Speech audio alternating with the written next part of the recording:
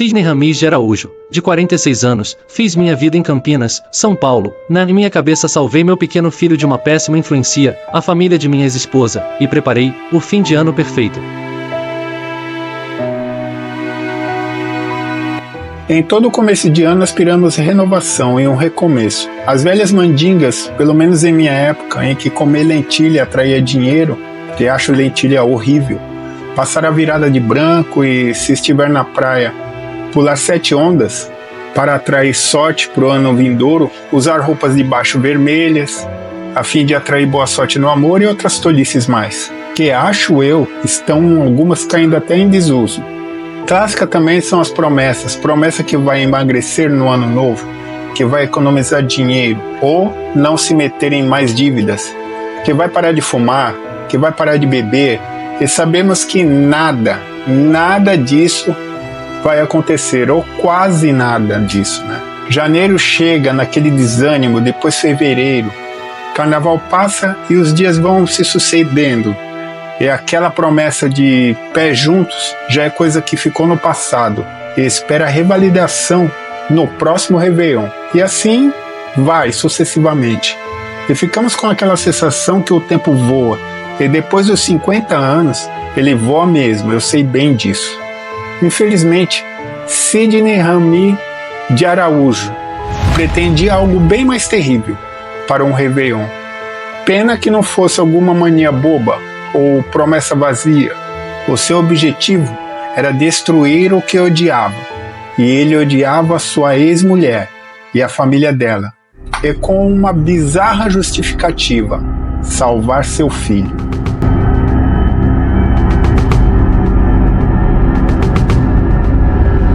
Diretamente das profundezas da Zona Norte de São Paulo, eu, Luiz Roberto, dou as boas-vindas ao meu canal.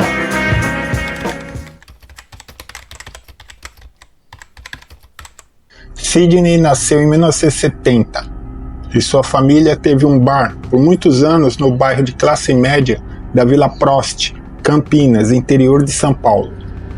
Bem próximo vivia a família de sua futura esposa, e devido a essa proximidade iniciaram um relacionamento.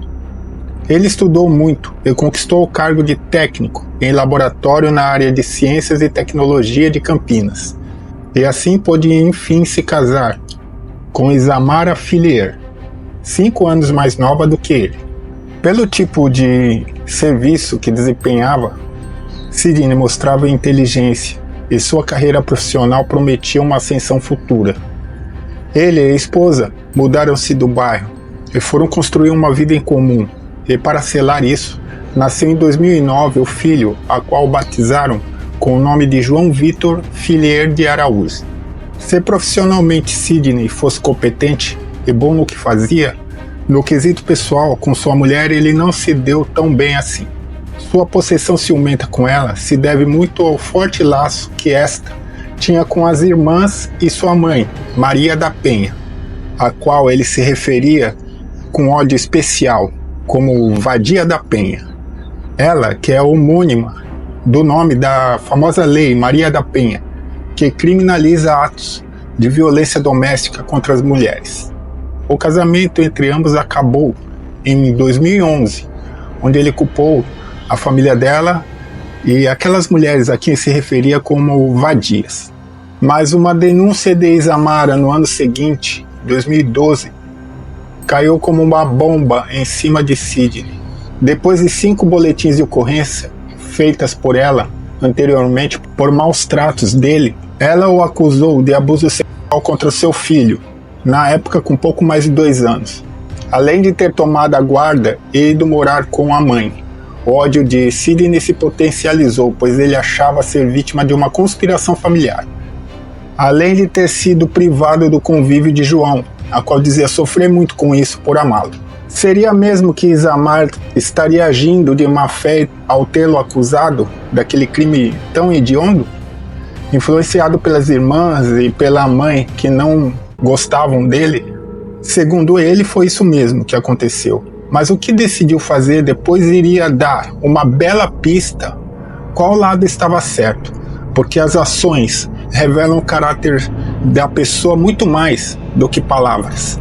E esse caso reforçou isso.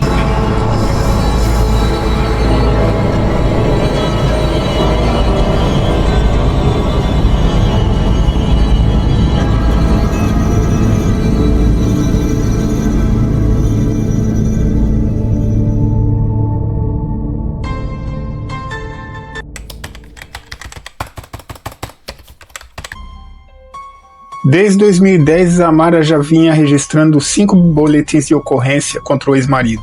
3 deles registrados na Delegacia da Mulher de Campinas, por ameaças de agressão e até de morte. Além da denúncia por abuso contra o filho. Por conta desse processo, Sidney ficou quase 1 ano sem ver a criança, depois que se separaram. Sobre a denúncia de abuso, feita em 2012, a Justiça considerou as acusações não eram cabalmente comprovadas, mas se encaixavam como comportamento inadequado. Porém, determinou que a criança, que na época tinha 3 anos, deveria ser protegida, mas não afastada totalmente do convívio paterno. É curioso o relato de uma professora do menino João, que afirma que ele disse que não gostava do pai e chegou a dizer que o mataria quando crescesse. Essa declaração, se isso for verdade, confirma todas as acusações de Isamara contra o ex-marido. Os anos foram se transcorrendo e se o menino ia pegando aversão ao pai, ele acreditou isso à influência da mãe, da avó e das tias. Foi se convencendo que deveria salvá-lo, criando em sua cabeça uma lógica totalmente ilógica para uma pessoa sensata. Sua posterior ação sangrenta foi por muito tempo planejada por ele, que deixou cartas e áudios sobre suas intenções. E dá para notar o absurdo do pensamento dele sobre aquela situação. Escreveu ele, abre aspas, tenho raiva das vadias que se proliferam, e muito, se beneficiando da lei Vadia da Penha. Morto eu já estou, porque não posso ficar com meu filho. E se ele crescer e desfrutar a vida por causa de um sistema feminista e de umas loucas, então nada vai valer a pena. Numa outra carta revelou que já no Natal daquele ano, 2016, ele tensionava matar a ex-mulher, escrevendo, eu tentei pegar a vadia no almoço, de Natal, é dia de visita. Assim pegaria o máximo de vadias da família. Mas, como não tenho prática, não consegui. O Natal daquele ano, 2016, passou. Sidney não hesitaria de novo. Sua trágica vingança seria mesmo naquele fatídico Réveillon.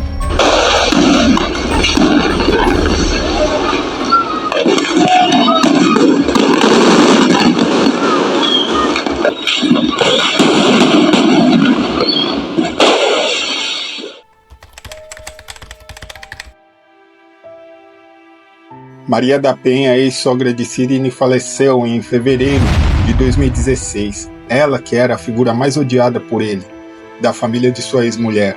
Em suas cartas, dedicou trechos especialmente odiosos a ela, a ex-sogra, a quem chamava de Vadia da Penha. O assassino escreveu que gostaria de ser enterrado de cabeça para baixo, para, segundo ele, ir para o inferno buscar a velha vadia. Última noite daquele ano de 1916, a casa da família Fillier estava em clima festivo. Os parentes iam chegando e se abraçavam, desejando o tradicional Feliz Ano Novo. Isamara recebia as irmãs, primas e amigos para até então feliz ocasião. Faltavam alguns minutos para meia-noite. Já fogos espocavam pelos céus do bairro. O ano ia acabando, mas a morte vinha se aproximando. Em um carro preto, Sidney dirigia e trazia consigo uma pistola 9mm. No banco de trás, 10 bombas caseiras.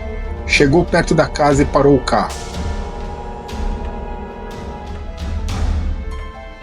Na frente da residência, as mulheres que estavam sentadas nas cadeiras no quintal da frente eram Antônia Ferreira de Freitas, 62 anos, a avó da família Fillier, Luísa Maria Ferreira, 85 anos, Abadia das Graças Ferreira, 56 anos, Ana Luísa Ferreira, 52 anos, e Liliane Ferreira Donato, a dona da casa, 44 anos, que era prima de Isamara.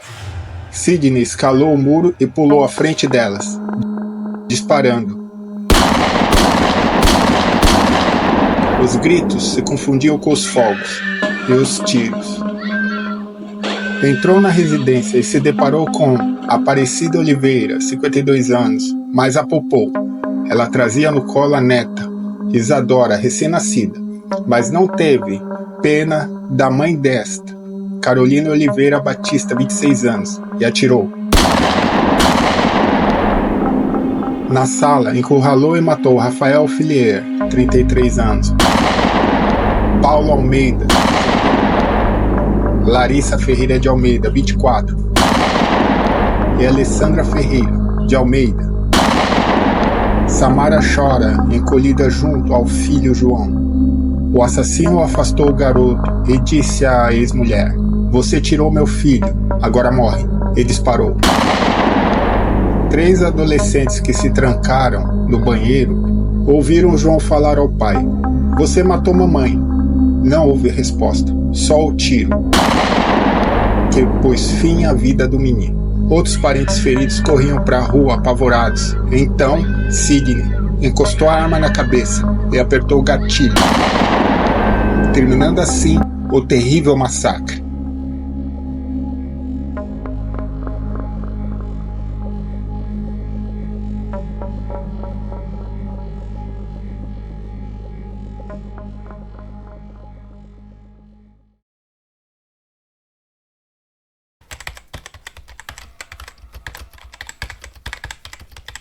Quem mora perto evita falar sobre a noite em que todos confundiram tiros de uma pistola 9mm com fogos de artifício, para comemorar a virada de ano.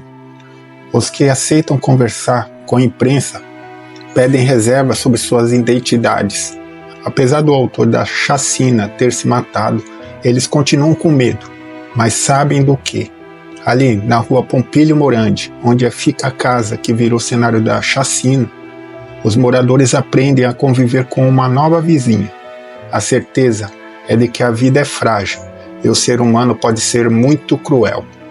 O caso abalou a cidade como uma onda de choque e trouxe o debate, já muitas vezes abordado neste canal, sobre o machismo arraigado na sociedade brasileira. A opinião é livre e, por incrível que pareça, existem pessoas que suavizam a culpa de Sidney, como podemos ver nesses posts da época, o que ilustra bem este panorama de violência contra a mulher. Aqui no canal, o episódio que mais teve visualizações é sobre o feminicídio cometido pelo cantor Lindomar Castilho. Houve pessoas que o defenderam, mas é importante não confundir as coisas. Ser fã de um artista não deveria validar seus erros na vida pessoal. Eu sei que existem mulheres que não merecem confiança nenhuma. O caráter não depende de gênero. Mas deveria existir o bom senso. E neste caso, as ações absurdas de Sidney são indefensáveis, por destruir vidas, tanto daqueles que ele tirou, como os que ficaram, marcados pela dor. E principalmente por um fato que não me entra na cabeça, o fato de se tirar a vida de um filho, e de forma tão brutal.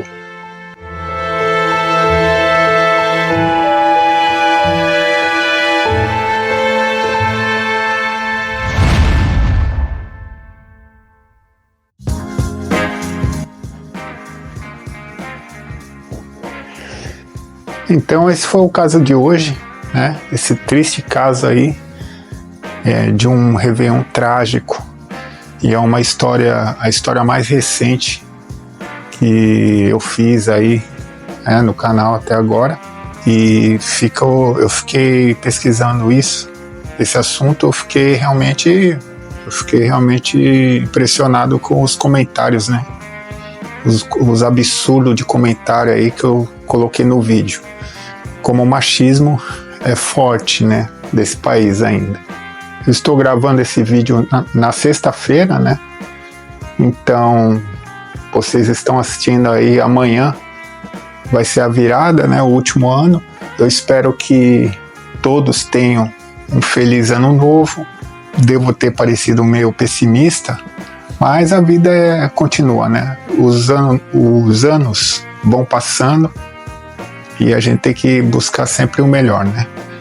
E sempre com aquele lá de cima, né? Deus, que sempre está com a gente. Então, eu espero que vocês tenham gostado deste vídeo e vamos para 2024, firme e forte. E agora, eu espero nesse momento estar na praia, né? Merecidamente, porque trabalhei muito esse ano e os vídeos, no meu pouco tempo que eu tenho, eu coloco aqui nesse canal aqui, né? O meu tempo com o esforço nesse canal. Então eu espero que vocês estejam gostando e feliz 2024. Até o ano que vem. Valeu!